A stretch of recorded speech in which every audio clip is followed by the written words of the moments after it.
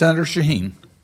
Well, thank you both for being here and for all your efforts in the Western Balkans. I want to, Das Escobar, you pointed out that we have a number of young leaders from Bosnia-Herzegovina here, and I just want to recognize the Bosnian Youth Caucus who are here. We're delighted to have you visiting with us and appreciate your commitment to your country.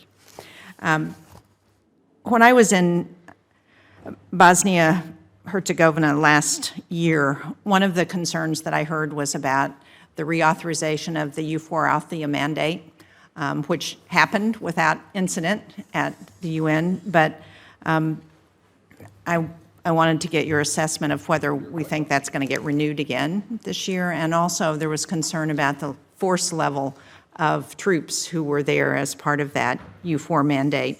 I know they've increased the numbers from 600 to 1,100, but is our assessment that given the inflammatory rhetoric and what's happening in the Republic of Srpska, is it our assessment that that number is adequate, or do we need to encourage additional troops?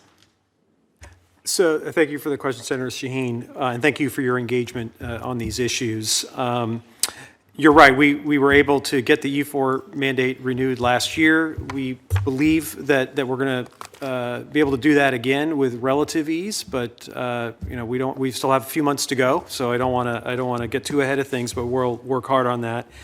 We do believe they have sufficient force now, but it's something that we pay very, very close attention to fulfill their mission to maintain a safe and secure environment in Bosnia. So this is something we are in constant conversation with our EU colleagues as well as our military colleagues about the composition and the force structure of EUFOR.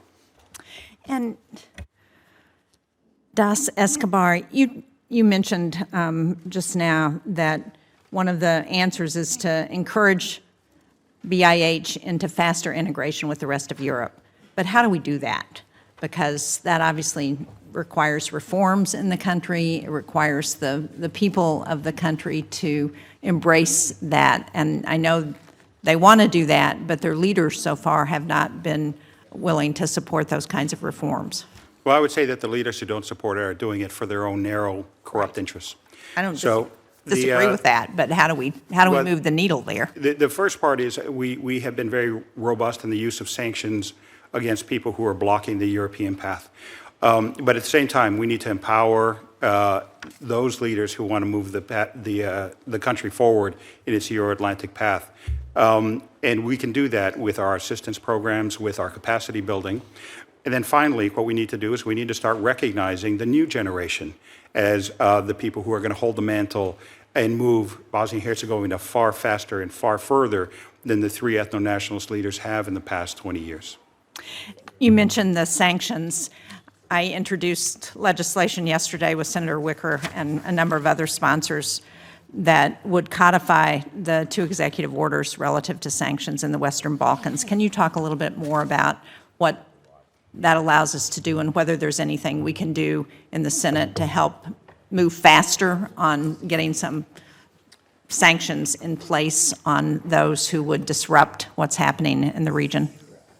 Well, thanks, Senator. Again, I applaud the reintroduction of that legislation. Would hope that the Congress would be able to act on it because it will give us new abilities to go after corruption, to go after malign influence. We have used the new executive order, and if this legislation is passed, we will use the authorities given to us through that legislation to go after those who benefit from corruption. We are constantly looking at targets, at working with our allies and partners, and coordinating also our sanctions efforts. So this is something that we feel is an important tool. It's not the only tool we have to fight corruption, and our new anti-corruption envoy, Richard Nephew, was recently in Bosnia meeting with all sorts of government and non-government folks to think about projects that his new office can work on to fight corruption, but sanctions are going to be a critical tool. And like other members of the subcommittee, I applaud the efforts to get the interim agreement with Kosovo and Serbia.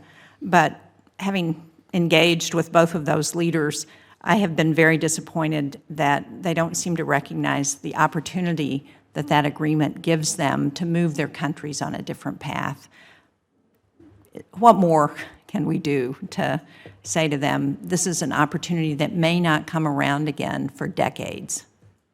Well, I think they just need to continue to hear that message in surround sound from us. I just spoke yesterday again with President Vučić and Prime Minister Kurti, making the case to both of them for their own reasons and their own interests that they should come together and move forward with the implementation of the normalization agreement. The EU has held out a pretty significant carrot here, and I think we should acknowledge the EU's rejuvenated work on this in recent months, and they've been incredibly engaged on this, and we have worked in lockstep with them. So we just need to continue to make the case. I think hearing from members of the Congress on this is very important as well, so they know it's not just us who care, and you do that. But there's no magic bullet here, and as I said, it's going to require political courage and some risk for both of these leaders to move forward, and we just are trying to give them that courage and acknowledge and help them manage that risk.